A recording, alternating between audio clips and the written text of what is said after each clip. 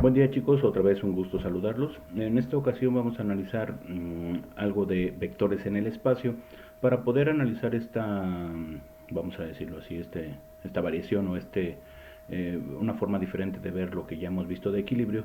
Vamos a tomar en cuenta algunos detalles bastante importantes. Entonces, bueno, tenemos que considerar que ahora vamos a trabajar en un sistema tridimensional, que evidentemente tratar de hacerlo en papel o en una pantalla plana es bastante complejo, pero vamos a tratar de comprender algunos conceptos básicos iniciales.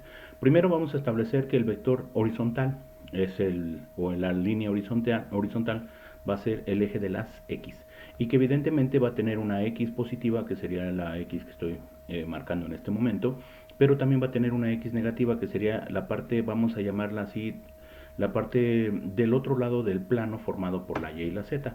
Esta X se manejaría como una X negativa. Ahorita vamos a hacer algunas aclaraciones al respecto, pero vamos a suponer que el vector rojo o la línea roja es el eje de las X, positiva hacia la derecha, negativa hacia la izquierda, para no perder esa secuencia. Después vamos a analizar el eje azul. El eje azul sería el eje de las Y, en la parte superior sería positivo y evidentemente existe una parte complementaria, una parte hacia abajo, vamos a llamarlo así, que sería la Y negativa. Y por último vamos a analizar el vector de las zetas, perdón, hacia enfrente o hacia nosotros, o no sé cómo poderlo definir.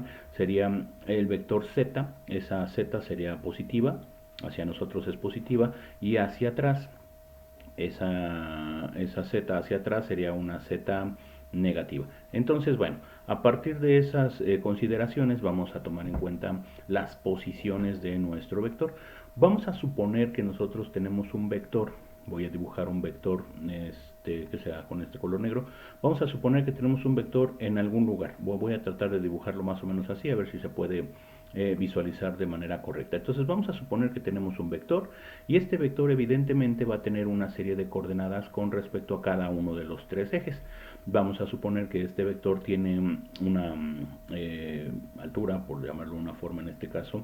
Vamos a suponer que tiene un desplazamiento con respecto al eje de las X y vamos a suponer que tiene un desplazamiento con respecto al eje de las zetas. Entonces, vamos a tener nosotros componentes y vamos a tener ángulos. En esta ocasión nos toca analizar tanto las componentes como los ángulos. Por ejemplo, en este caso, la componente, la voy a poner en verde también para que coincida, la componente que va del eje rojo hacia el punto, que estaría dibujada más o menos así, pero bueno, se borró, ahorita lo vamos a hacer otra vez, ahí está. Esta componente va del eje rojo hacia el punto de intersección de las tres componentes. Entonces, esta componente sería la componente Z y esa Z sería positiva porque va hacia nosotros, por decirlo de una forma, ¿no? Tenemos otra componente, le voy a cambiar el color, vamos a verlo con el azul. Tenemos una componente que va del punto de intersección hacia arriba. Esta componente, al desplazarse hacia arriba, sería la componente en el eje de las Y sería obviamente positiva. Y por último tendríamos una componente también en el eje rojo, que sería la componente que corresponde a este desplazamiento, que sería desde el punto de origen hacia el eje de las X, o sobre el eje de las X hacia la derecha, y por lo tanto sería una componente en X positiva. ¿Sale? Entonces, bueno, haciendo ese pequeño análisis, lo que tenemos que comprender son cómo se comportan las componentes en cada uno de los elementos. Por ejemplo, en este caso, las componentes o los elementos de las componentes de cada una de los vectores o de las fuerzas se van a calcular de manera muy sencilla. Vamos a suponer que este es el vector F. Entonces tiene una serie de ángulos y de componentes. Las componentes son las distancias de los ejes al punto de intersección y los ángulos evidentemente son esos valores en grados que van a ir desde cada uno de los ejes hacia el vector. Como les comentaba, en un plano es muy complejo observar los ángulos con respecto a los ejes, pero básicamente es algo así. Por ejemplo, el ángulo con respecto al eje de las X va a ser el ángulo que hay entre el eje de las X y el vector. Algo así más o menos. El ángulo entre el eje de las X y el vector, ese sería el que vamos a denotar como teta X. Teta es así, teta X, ¿sale? Entonces, El ángulo azul, por ejemplo, sería el ángulo entre el eje de las y y el vector, o sea, un ángulo como este, y este sería teta y. Y el ángulo verde o el ángulo que voy a colocar en color verde va a ser el ángulo desde el eje de las zetas hasta el vector y va a ser el ángulo teta z. Entonces, bueno, vamos a tener 6 elementos que tenemos que analizar, 3 ángulos y 3 componentes.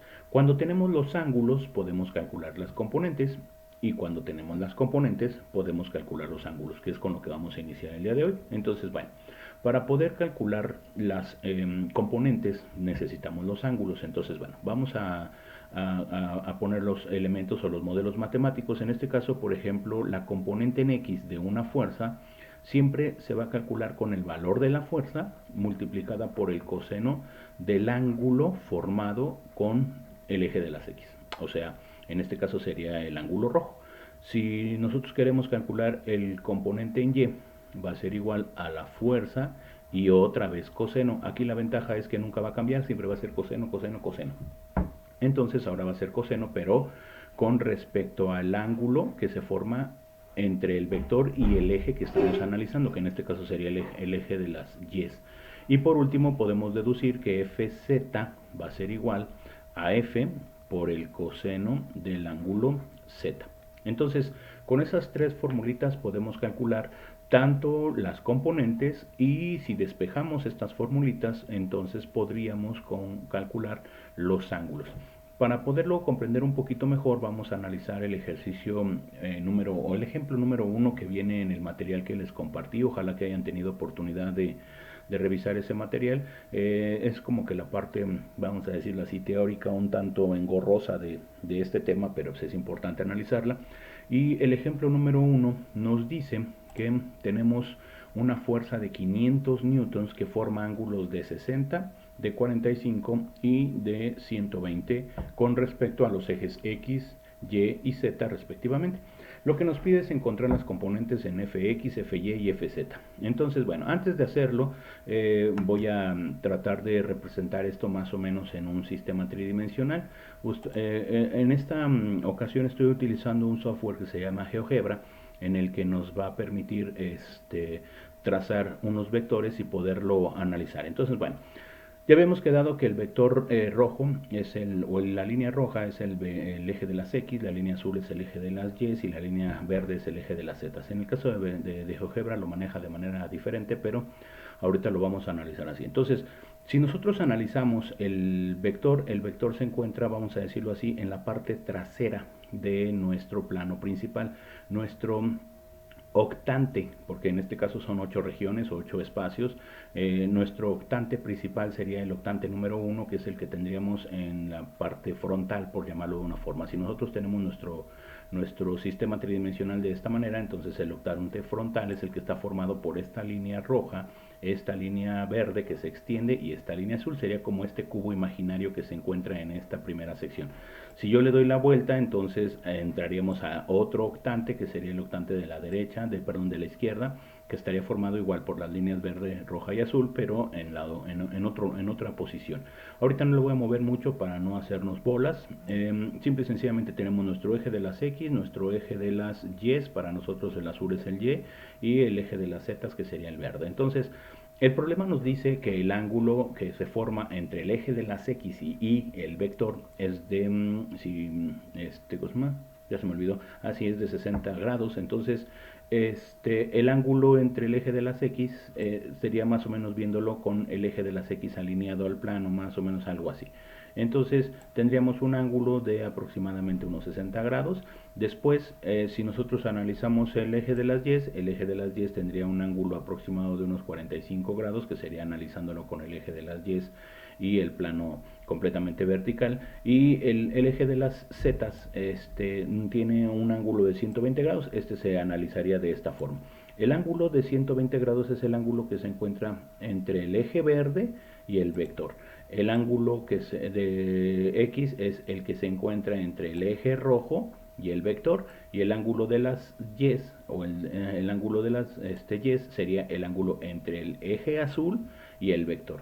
Si tienen la posibilidad de analizar este tipo de vectores utilizando un software para que ustedes lo puedan mover, lo puedan girar a conveniencia, a lo mejor va a ser un poquito más sencillo para ustedes comprender esta parte de los vectores en 3 dimensiones. Entonces, bueno, ojalá que tengan la oportunidad de instalar este software o de utilizarlo en línea. Yo de hecho en este momento lo estoy utilizando en línea, no lo descargué ni nada, lo estoy utilizando en línea nada más para hacer la referencia. Entonces, regresando a nuestro ejemplo, tenemos una fuerza, nos decía, de 500 newtons. No vamos a dibujar ningún tipo de vector porque les comentaba que es bastante complejo estar dibujando vectores. Se necesitaría papel isométrico, hojas de papel milimétrico en isométrico, escuadras y cosas por el estilo. Entonces es bastante complejo. Entonces simple y sencillamente vamos a analizar el ejercicio. Nos dice que tenemos una fuerza de 500 newtons. Vamos a dibujar, bueno, vamos a escribir por acá una fuerza de 500 newtons y nos da ángulos. Nos dice que 60 con respecto al eje de las X. Entonces el ángulo θ x sería igual a 60 grados, el ángulo θ y sería, según esto, 45 grados, y el ángulo θz es igual a 120 grados. Entonces, bueno, vamos a aclarar un pequeño detalle antes de continuar. En este caso es pero muy importante que consideremos que si el ángulo que estamos analizando es un ángulo agudo, o sea, un ángulo menor a 90 grados, entonces la componente tendría que ser positiva. Eso significaría que está del lado correspondiente a la dirección del vector. Si el ángulo, como les comentaba, es un ángulo agudo, entonces la componente nos tiene que salir positiva. Pero si el ángulo es un ángulo obtuso, como en este caso de 120, evidentemente mayor a 90, entonces el ángulo tiene, o la componente tendrá que salir negativa. Entonces hay que considerarlo con mucho cuidado. De hecho, la calculadora al momento de hacer las operaciones nos va a dar los signos que corresponden como debe de ser, pero sí es importante hacer esas pequeñas aclaraciones. Entonces, para calcular fx, lo único que habría que hacer es multiplicar el valor de la fuerza por el coseno del ángulo relacionado con el eje de las X. Para calcular f y sería igual al valor de la fuerza multiplicado por el coseno del ángulo, pero con respecto al eje de las Y. Y por último, para calcular fz, que sería la tercer componente, sería igual a la fuerza multiplicada por el coseno del ángulo que corresponde a el eje de las zetas. Entonces, haciendo las sustituciones, simple y sencillamente tendríamos que multiplicar 500 newtons por el coseno, en este caso de 60 grados. En el caso de las Y tendríamos que multiplicar 500 por el coseno de 45 grados, y en el caso de las zetas tendríamos que multiplicar 500 por el coseno de 120 grados. Lo podemos checar en la calculadora. De hecho, aunque ya viene resuelto en el material que les compartí, lo voy a hacer en la calculadora para verificarlo. Entonces nos dice que son 500 multiplicado por el coseno de 60 grados, y eso nos va a dar como resultado 250. Entonces ya tenemos fx, que es igual a 250 newtons. 250 newtons. No olviden las unidades, es bastante importante, pero ya tenemos con esto el componente. El componente fy nos dice que es 500 multiplicado por el coseno de 45 grados. Entonces aquí nos va a dar 353.55. Le ponemos igual a 353.55. Si ustedes se fijan en el material que les mandé, el valor viene redondeado. Vamos a tratar de no redondearlo, de dejarlo con 2 cifras después del punto para que sea un poco más exacto.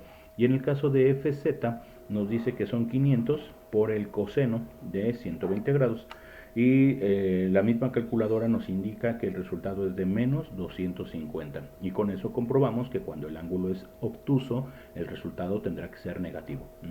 Entonces con eso se calcula, o así, de esta manera muy sencillo, se calcula el valor de las componentes de cada uno de los o del vector en cada uno de los ángulos que correspondan, ¿sale? En el siguiente video vamos a analizar el ejemplo número 2 para poder ya pasar a la actividad de refuerzo que corresponda, que en este caso corresponde nada más a analizar esta situación. Les agradezco muchísimo su atención y que pasen un excelente día.